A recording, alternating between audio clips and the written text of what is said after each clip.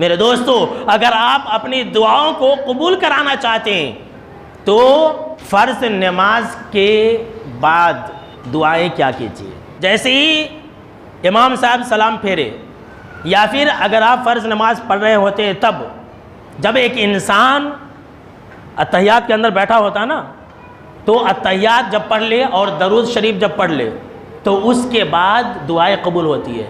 सलाम फेरने से पहले का जो लम्हा होता है वो, और सलाम फेरने के बाद का जो लम्हा होता है, ये जो 1 मिनट 2 मिनट के जो औकात होते हैं, ये ऐसा लम्हा होता है कि इस वक्त में दुआएं कबूल की जाती हैं। आजकल के मुसलमानों की बदनसीबी और महरूमी मैं आपको क्या बतलाऊं कि सलाम फेरने की एक देरी रहती है, बस सीधा उठ खड़े होते और भागना शुरू कर देते। ये भी ख्याल नहीं करते कि पीछे कोई नमाज पढ़ रहा है, ये भी नहीं देखते कि हमारे पीछे बहुत सारे लोग नमाज पढ़ रहे हैं, उनको छलांगते हुए उनके सामने से गुजर जाते और दुआ के लिए भी नहीं बैठते।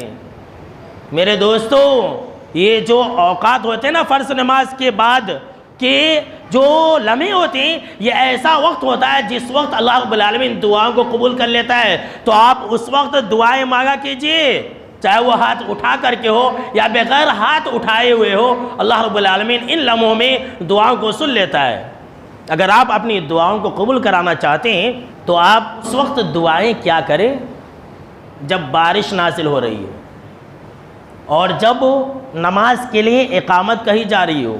आप सल्लल्लाहु अलैहि वसल्लम ने फरमाया कि मैदान जंग में और जब नमाज के लिए इकामत कही जा रही हो तब, और जब बारिश नाज़िल हो रही हो तब अल्लाह रब्बुल आलमीन दुआओं को ज़रूर कबूल कर लेता है। इसी तरह से अगर आप ये चाहते हैं कि आपकी दुआएं कबूल हों तो आप जब मुर्गे की आवाज़ को सुने, जब मुर्गा बांग देता है ना, उस वक्त दुआएं मांगा कीजिए, उस वक्त भी दुआएं अल्लाह कबूल कर लेता है। सुभान अल्लाह। या सल्लल्लाहु अलैहि वसल्लम का फरमान है कि जब मुर्गे की आवाज़ सुनो तो तुम अल्लाह रब्बुल आलमीन से उसका फजल तलाश करो, अल्लाह रब्बुल आलमीन से तुम फजल मांगो।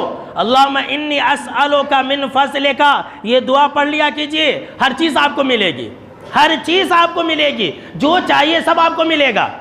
आप सल्लल्लाहु अलैहि वसल्लम ने फरमाया इसलिए कि मुर्गा जो है ये फरिश्ते को देखते हैं, तो तुम उस वक्त दुआएं मांगा करो। और इस हदीस के अंदर ये है कि जब तुम गधे की आवाज़ सुनो तो अल्लाह की पनाह पकड़ा करो, औज़ु बिल्लाहि मिनश शैतानिर रजीम पढ़ा करे, और रात में जब कुत्ते की आवाज़ सुने तब भी औज़ु बिल्लाहि मिनश शैतानिर रजीम पढ़नी चाहिए। तो